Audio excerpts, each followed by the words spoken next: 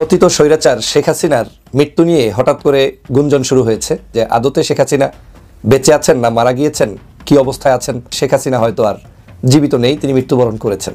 ইন্না লিল্লাহি ওয়া ইন্না ইলাইহি রাজিউন। আওয়ামী লীগের সভাপতি শেখ হাসিনা কিছুক্ষণ আগে মারা গেছেন। এখন ব্রেকিং নিউজ হচ্ছে, কোন অনলাইনে ইতিমধ্যে এসেছে। সবকিছু মিলে নরেন্দ্র মোদী ডক্টর মোহাম্মদ ইউনূসের কাছে কি পরাজিত হয়ে গেলেন? চলেন সবগুলো খবর একসাথে দেওয়ার চেষ্টা করছি।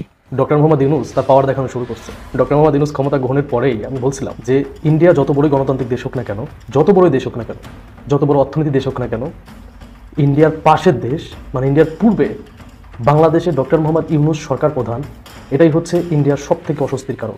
তো আমিও বলে রাখি, আপনারা যদি চট্টগ্রামের দিকে তাকান, দাবি করেন আমরা কি আমলকি মুখে চুষবো, তা তো আমরা চুষবো না। ভারতের সাথে যখন কূটনৈতিক টানাপোড়েন চলছে, তখন স্বরাষ্ট্র মন্ত্রণালয়ের পক্ষ থেকে অবৈধ বিদেশিদেরকে নিয়ে একটি বিজ্ঞপ্তি দেওয়া হয়েছে।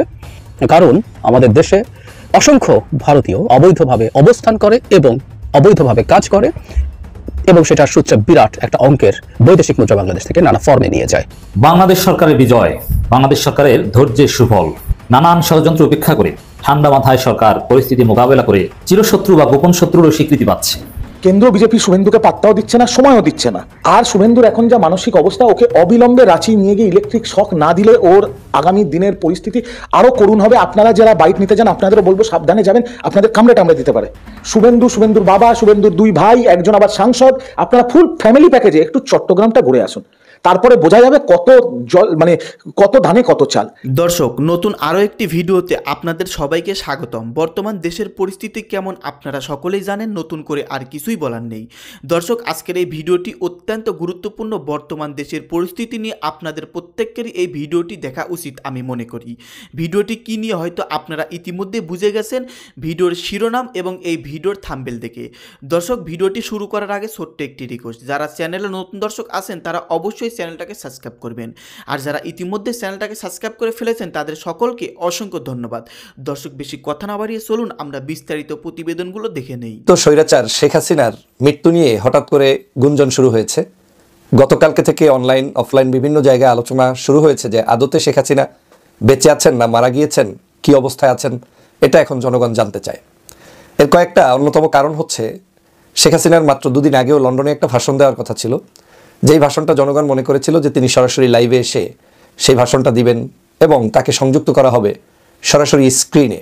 কিন্তু তার একটি অডিওর মাধ্যমেই সেখানের সমাবেশকে সমাপ্ত করতে হয়েছে, এবং অডিওটা তিনি কোথায় বসে দিয়েছেন, কিভাবে দিয়েছেন, আদৌ অডিওটা সত্য কিনা, এটা নিয়ে এখন লন্ডনের আওয়ামী লীগের নেতাকর্মীরা বেশ হতাশ। তারা এখন অনেকেই মনে করছেন যে শেখ হাসিনা হয়তো আর জীবিত নেই, তিনি মৃত্যুবরণ করেছেন।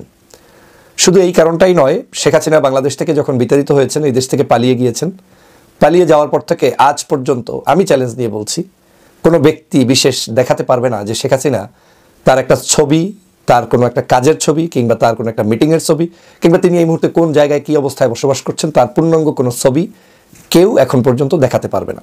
এমনকি যেই রাষ্ট্রে থাকেন সে রাষ্ট্রের পক্ষ থেকেও স্পেসিফিকলি তাকে নিয়ে কোনো ধরনের মন্তব্য বক্তব্য দেওয়া হয়নি এবং দিচ্ছে না। সম্পূর্ণ গোপনভাবে তিনি কি আদৌ জীবিত আছেন কিংবা মৃত্যুবরণ করেছেন, সেটা এখন জনগণ জানতে চায়। জনমনে প্রশ্ন উঠেছে, জনগণ এখন প্রশ্ন রাখা শুরু করেছে যে হয়তো শেখ হাসিনা আদতেই আর পৃথিবীতে বেঁচে নাই। তার এই অডিওগুলো এই নেতাকর্মীদেরকে মিথ্যা প্রলুব্ধ করে উজ্জীবিত করার জন্য হয়তো কেউ না কেউ বিভিন্ন মাধ্যমে বানানোর চেষ্টা করছেন, বানিয়ে প্রচার করছেন। কারণ এই আওয়ামী লীগ নামক পতিত এই সংগঠনটি শেখ হাসিনার মানে যদি শেষ হয়ে যায় তাহলে তো এই সংগঠনের আর কিছুই থাকে না। যদিও শেখ হাসিনা শেষ হয়েই গিয়েছেন, তিনি আর নেই, তিনি জীবিত থাকলেও নেই, তিনি মারা গেলেও নেই। কারণ তার মানুষদেরকে তিনি রাস্তায় ফেলে রেখে তারপরে 5ই আগস্ট বাংলাদেশ থেকে পালিয়েছে। আমরা কোনো মানুষের মৃত্যু কামনা করি না, কিন্তু আমরা কোনো মানুষ যখন হাজার হাজার মানুষকে মৃত্যুবরণ করায়, গুলি করে নির্বিচারে হত্যা করে, তার জন্য সহমর্মিতাও আমরা দেখাতে পারি না, প্রশ্নই আসে না। যে কোনো মানুষের মৃত্যুতে মানুষ কষ্ট পায়, কিন্তু বাংলাদেশে আওয়ামী লীগের যারা অপকর্ম করেছে, নির্বিচারে মানুষদেরকে হত্যা করেছে, তাদের মৃত্যুর সংবাদগুলো শুনলে বাংলাদেশের মানুষ কেমন জানি সেখানে শুকরিয়া আদায় করে। এবং এটা নিয়ে কারো কোনো ক্ষোভ নেই, কারণ সবাই মিলে এটাকে স্বাচ্ছন্দ্য বোধ করে। যদিও এটা হওয়া উচিত নয়, কিন্তু এটা তাদের কর্মের ফসল, কর্ম যেমন তেমনই। আজ যে মৃত্যুর সংবাদটি আমি আজকের আপনাদের সামনে কথা বলছি বা সন্দেহ পোষণ করছি, এটা আমার নয়। এখন অনলাইনের সব জায়গায় ঘুরে ফিরে টকশোতে সহ বিভিন্ন জায়গায় মানুষের আলোচনা শুরু হয়েছে যে আসলে শেখ হাসিনা বেঁচে নেই, তিনি মৃত্যুবরণ করেছেন। যদিও আমি মনে করি যে তিনি হয়তো মৃত্যুবরণ করেননি, তার এখনো হয়তো বেঁচে আছেন, কিন্তু বেঁচে যেহেতু আছেন তাহলে তার প্রমাণটা একটু দেন। তিনি যেহেতু বেঁচে আছেন তাহলে তিনি একটু সভা সমাবেশে এসে কথা বলুন। তিনি যেহেতু বেঁচে আছেন, আবার নিজেরাই পোস্টারে দাবি করছেন যে আপনি বাংলাদেশের প্রধানমন্ত্রী, তাহলে আপনি একটু বাংলাদেশে এসে প্রধানমন্ত্রিত্ব করুন। শেখ হাসিনা সহ শেখ পরিবারের কাউকেই আপনারা এখন আর দেখবেন না। বিশেষ করে শেখ হাসিনা যে আছে, তার থাকার জন্য যে ভ্যালিডিটিটা দেখাতে হবে যে আমি এই কারণে বেঁচে আছি, সেটা তো তিনি দেখাতে পারছেন না। কিন্তু অন্যদিকে তিনি আবার দাবি করছেন তিনি এখনো বাংলাদেশের প্রধানমন্ত্রী। তার মানে দাঁড়ালো যে এই আওয়ামী লীগ হচ্ছে এমন একটি অথর্ব সংগঠন, যেই সংগঠনটি তারা তাদের নেত্রীর মৃত্যুর পরেও বলবে যে বাংলাদেশের তিনি এখনো প্রধানমন্ত্রী। আজকের চ্যালেঞ্জ ছুড়ে দিয়ে বললাম, বিগত প্রায় 4 মাস হয়ে গিয়েছে, 4 মাসের শেখ হাসিনার একটা ছবি, একটা বক্তব্য যেটা ভিডিও আকারে তিনি দিয়েছেন, কিংবা তার কোনো ধরনের অ্যাক্টিভিটিস কোত্থেকে পরিচালনা করছেন দেখাতে পারবেন না। আমার তো মনে হয় আওয়ামী লীগের ভিতরে ভিতরে তার এই মানে পতন হওয়ার পরে তিনি কোন অবস্থায় আছেন, কি হয়েছে, এটা নিয়ে হয়তো বড় ধরনের তাদের মধ্যে সন্দেহ তৈরি হয়েছে। এবং সেই সন্দেহের কারণেই কিছু ওই যে আওয়ামী লীগের দুষ্ট চক্রের লন্ডন প্রবাসী যারা আছেন, তারা এআই দিয়ে হোক যেভাবেই হোক তার কণ্ঠকে মেক করে তারপরে তারা এই আওয়ামী লীগের সাথে নতুন করে প্রতারণায় লিপ্ত হয়েছেন। তারা তার ভিডিও মানে অডিও আকারে প্রকাশ করে তারপরে দেখাতে চাচ্ছেন যে আমার নেত্রী এখনো আছে। এবং আমার আরও কিছু সন্দেহ আছে, তাকে দেখার জন্য ইন্ডিয়াতে ঘুরঘুর করছে কিছু দালালরা, যারা বাংলাদেশের কেউ কেউ তাদেরকে ভিন্ন নামে চেনেন, ভিন্ন আদর্শে চেনেন। তারা সেখানে গিয়ে শেষ কীর্তনটা করতে চাচ্ছে, বা শেখ হাসিনার কাছে অন্ততপক্ষে তার মৃত্যু হলেও সেটা যাতে অন্তত দেখে স্বস্তি পায়, তার কাছে গিয়ে অন্তত নিজে নিজে অনুভব করে যে নেত্রীর কাছে অন্তত একটু শেষ সময় কাটাতে পারলাম। এরকম কিছু মানুষ হয়তো এখন ইন্ডিয়াতে বসে ঘুরঘুর করছে। বাস্তবিক অর্থে শেখ হাসিনা নেই, জীবিত থেকেও নেই, মৃত্যুবরণ করলেও নেই। আর তার মৃত্যু কিংবা জীবিত নিয়ে বাংলাদেশের জনগণের কোনো আকাঙ্ক্ষাও নেই। যে বর্ডার খুলে দেওয়ার দরকার কি? বাংলাদেশের ভিসা নিয়ে আপনি আর শুভেন্দু একটু যদি ক্ষমতা থাকে চট্টগ্রাম ঘুরে চলে আসুন, তাহলেই তো হবে। আমি টি রাজাকে অনুরোধ করব, আপনি আর শুভেন্দু অধিকারী ফুল ফ্যামিলি প্যাকেজে, আপনি আপনার ছেলে যে কাউন্সিলর, শুভেন্দুর বাবা, শুভেন্দুর 2 ভাই, একজন আবার সাংসদ, আপনারা ফুল ফ্যামিলি প্যাকেজে একটু চট্টগ্রামটা ঘুরে আসুন। তারপরে বোঝা যাবে কত জল, মানে কত ধানে কত চাল। এই সব গরুর গাড়ির হেডলাইট এদের করার ক্ষমতা কিচ্ছু নেই, শুধু মুখে বড় বড় বাত। আর যে টি রাজা এত বড় কথা বলছে, যে শুভেন্দু অধিকারী বড় বড় কথা, তাই ভাই আগে গিয়ে নরেন্দ্র মোদী আর অমিত শাহকে বলো না। মিডিয়ার সামনে ডায়লগ দিয়ে নিজের ফুটেজ বাড়ানোর তো কোনো দরকার নেই। নরেন্দ্র মোদী আর অমিত শাহকে বলুক। আর যদি নিজেদের বিরাট বড় রয়্যাল বেঙ্গল টাইগার মনে করে, তাহলে একবার একটু চট্টগ্রাম ঘুরে আসুক সপরিবারে, দেখুক না বাঘ থাকে না বেড়াল হয়ে যায়, সেটা সময় বলবে। ক্ষমতা থাকলে যাক।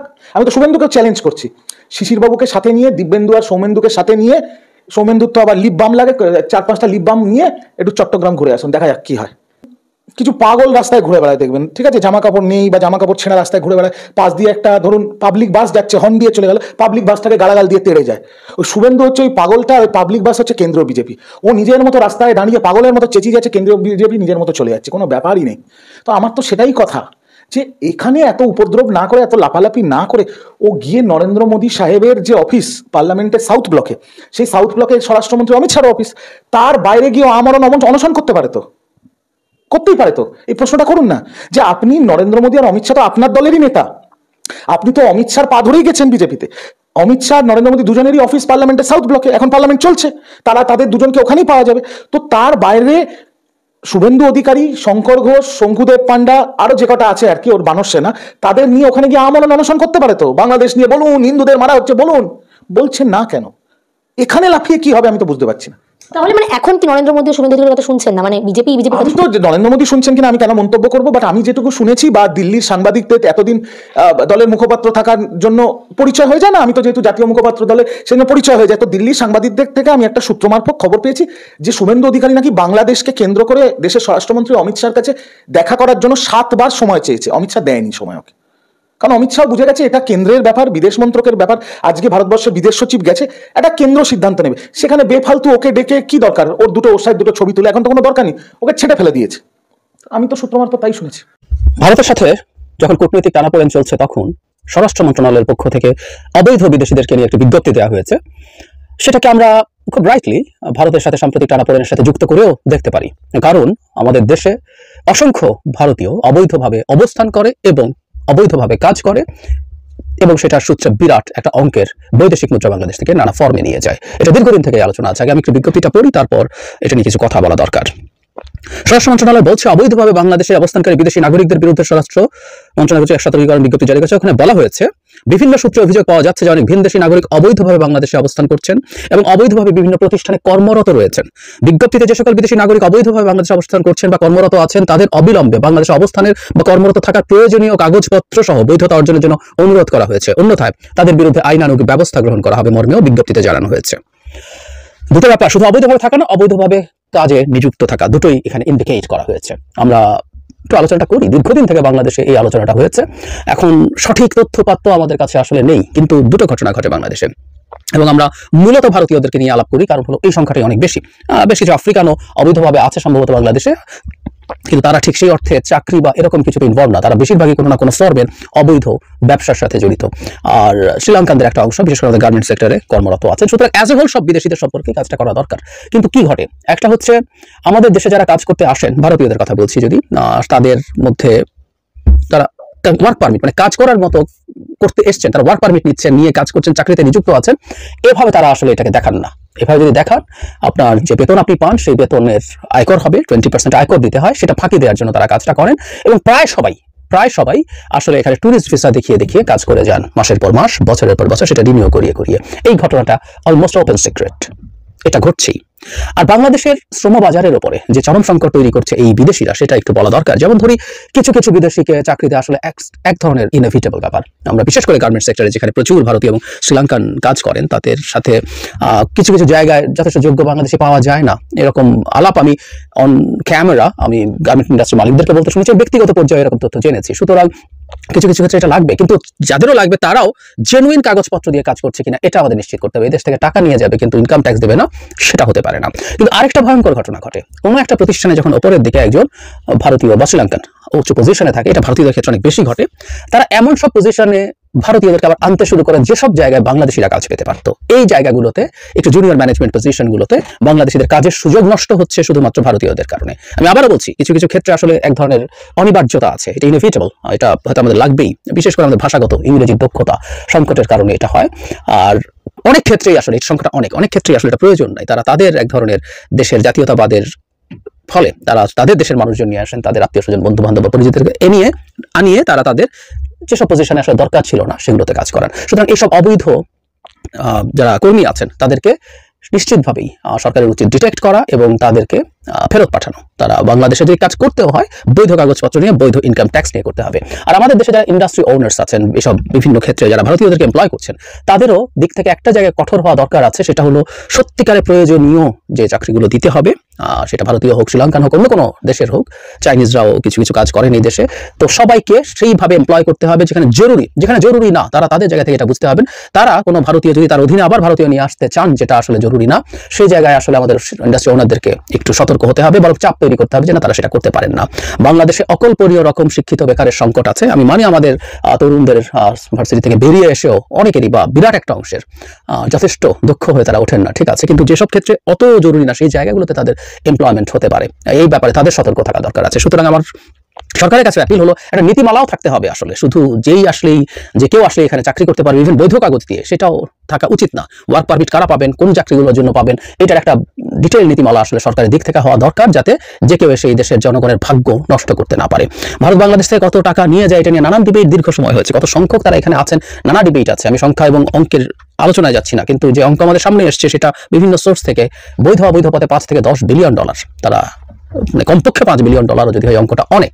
আমাদের রেমিট্যান্সের 1/4, আমাদের 1.25 কোটি বা 1.5 কোটি মানুষ বিদেশ থেকে যে টাকা পাঠায়, কয়েক লাখ ভারতীয় তার যদি 1/4 নিয়ে যায়, সেটা আমাদের মাথায় রাখতে হবে খুব সিরিয়াসলি। আর অবৈধ পথে তো নিশ্চয়ই যায়।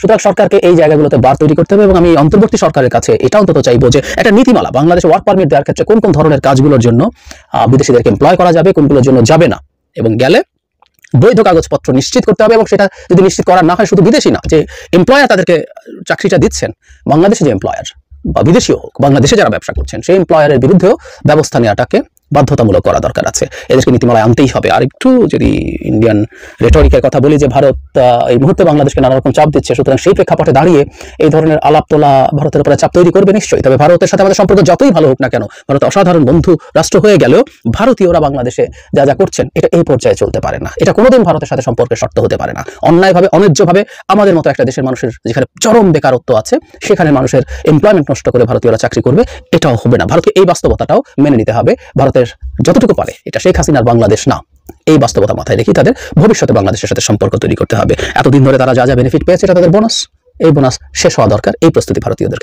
ধন্যবাদ দর্শক, ভিডিওটি সম্পূর্ণ মনোযোগ সহকারে শেষ পর্যন্ত দেখার জন্য। দর্শক, বর্তমান দেশের পরিস্থিতি নিয়ে আলোচনা করার কিছুই নেই, আপনারা সকলেই জানেন, এবং বিস্তারিত প্রতিবেদনমূলক ভিডিওতে বিস্তারিত দেখতে পারলেন। তো এই সম্পর্কে আপনাদের মতামত ভিডিওর কমেন্ট বক্সে জানাবেন এবং চ্যানেলটাকে সাবস্ক্রাইব করবেন। আবারও বলছি, ভিডিওটি এখানে শেষ করছি, দেখা হবে আবারও নতুন কোনো ভিডিও নিয়ে। সকলেই ভালো থাকবেন, সুস্থ থাকবেন, আল্লাহ হাফেজ।